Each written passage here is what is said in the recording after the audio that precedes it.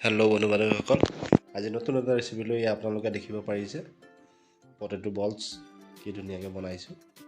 চ' আপোনালোকেও এনেদৰে বনাব পাৰে ঘৰতে। এয়া ধুনীয়াকৈ আলু দুটা কাটি লৈছোঁ সৰু সৰুকৈ, ধুনীয়াকৈ পিঁয়াজ কাটি লৈছোঁ তিনিটা। ধুনীয়াকৈ এনেদৰে মিহি মিহিকৈ পিঁয়াজখিনি কাটি ল'ব। এতিয়া মই আলুখিনি বইল কৰিম। পানী গৰম কৰি থৈছিলোঁ, ধুনীয়াকৈ ঠিক তেনেদৰে আলুখিনি দি দিলোঁ গৰম পানীত। আৰু আলুখিনি মই এতিয়া অকণমান সময় গৰম কৰি ল'ম। আৰু আলুখিনি ইফালে বইল হৈ আছে। আলু বইল হৈ থকাৰ পিছত ইফালে মই কেইটামান জলকীয়া ধুনীয়াকৈ মাজেদি ফালি লৈ চব কাটিং কৰি লৈছোঁ, কাৰণ মই জলকীয়া ভাল পাওঁ স্পাইচি। তাৰপিছত অকণমান মিহি মিহিকৈ আদা কাটি থোৱা আছিলে জুলি অংগা দিনত, আদা অকণমানো ধুনীয়াকৈ চব কাটিং কৰি লৈছোঁ। আদা আৰু জলকীয়াখিনি ধুনীয়াকৈ মিক্স আপ কৰি লৈছোঁ। আৰু ধুনীয়াকৈ মিহি মিহিকৈ কাটি থোৱা পিঁয়াজখিনিত ৰেড চিলি পাউডাৰ, অকণমান জিৰা মছলা,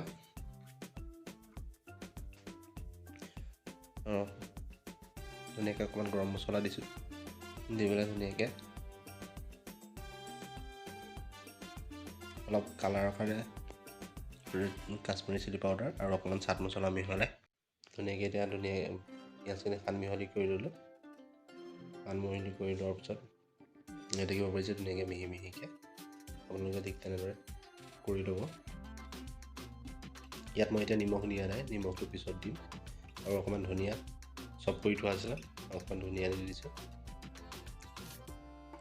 ধুনীয়াকৈ সানি মিহলি থৈ দিম। নিমখটো দিয়া নাই, নিমখটো দিলে পিঁয়াজে পানী এৰি দিয়ে, সেইকাৰণে নিমখটো শেষত দিম। আলু বইল কৰা হৈ গ'ল, ধুনীয়াকৈ আলুখিনি কাঢ়ি ল'লোঁ। এতিয়া আলুখিনি ধুনীয়াকৈ বল এটাত উলিয়াই লৈছোঁ। বইল কৰি থোৱা আলুখিনি ধুনীয়াকৈ বল এটাত লৈ ল'লোঁ। লৈ পেলাই ধুনীয়াকৈ আলুখিনি পিটিকি ল'ম। আলুখিনি পিটিকি লোৱাৰ পিছত মই আদা আৰু জলকীয়া ধুনীয়াকৈ চপ কৰি থোৱা আছিলে, সেইখিনিও ইয়াত ধুনীয়াকৈ মিহলি ল'ম। যেনেকৈ আপোনালোকে সচৰাচৰ ঘৰত আলু পিটিকা বনায়, তেনেদৰে আলুখিনি পিটিকি লোৱাৰ পিছত ঠিক তেনেদৰে বনাই ল'ব। এতিয়া মই ময়দা আৰু কৰ্ণফ্ল'ৰ অলপ লৈ লৈছোঁ, ধুনীয়াকৈ সানি লৈছোঁ।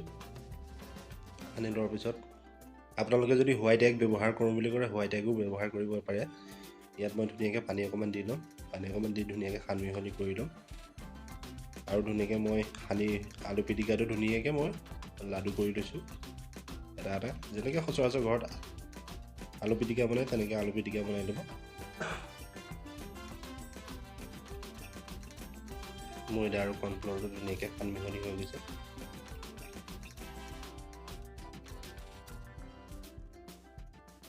আপোনালোকে হোৱাইট এগ ব্যৱহাৰ কৰিলে ব্যৱহাৰ কৰিব পাৰে। এতিয়া ধুনীয়াকৈ মিহি মিহিকৈ কাটি থোৱা পিঁয়াজখিনি আনি ল'লোঁ। তাত অকণমান নিমখ ব্যৱহাৰ কৰিছোঁ। অথনি মই নিমখ সানা নাছিলোঁ, এতিয়া ধুনীয়াকৈ নিমখখিনি সানি লৈছোঁ। আপোনালোকৰ সোৱাদ অনুসৰি আপোনালোকে নিমখটো সানি ল'ব।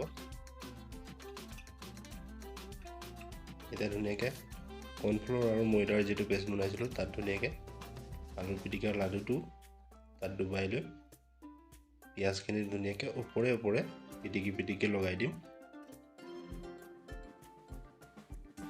আপোনালোকেও তেনেকৈ ধুনীয়াকৈ সুন্দৰভাৱে লগাই ল'ব, যাতে চবফালে সকলো ফালে ধুনীয়াকৈ লাগি যায়। এটা এটা কৰি তেনেকৈ আপোনালোকে গোটেইখিনিতে সুন্দৰভাৱে গোটেইখিনি সমানভাৱে পিঁয়াজ লগাই ল'ব।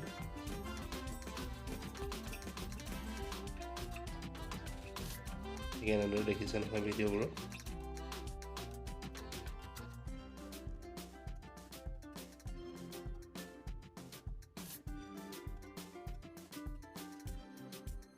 কৰ্ণফ্ল'ৰ আৰু ময়দাত বেছি সময় ডুবাই নাৰাখিব, নহ'বা ঢিলা হৈ গ'লে পিঁয়াজখিনি লাগিব নিবিচাৰে।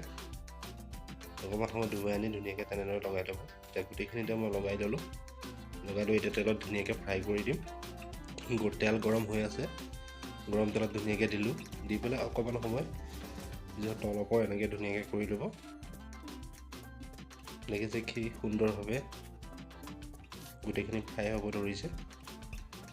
তেলখিনি বেছি গৰমো নকৰিব, আৰু বেছি ঠাণ্ডাও নকৰিব ঠিক তেনেদৰে অকণমান তল ওপৰ কৰি থাকিব সুন্দৰভাৱে হৈ আছে হৈ গৈছে হৈ যোৱাৰ পিছত এতিয়া আমি ধুনীয়াকৈ নমাই দিম তেলৰ পৰা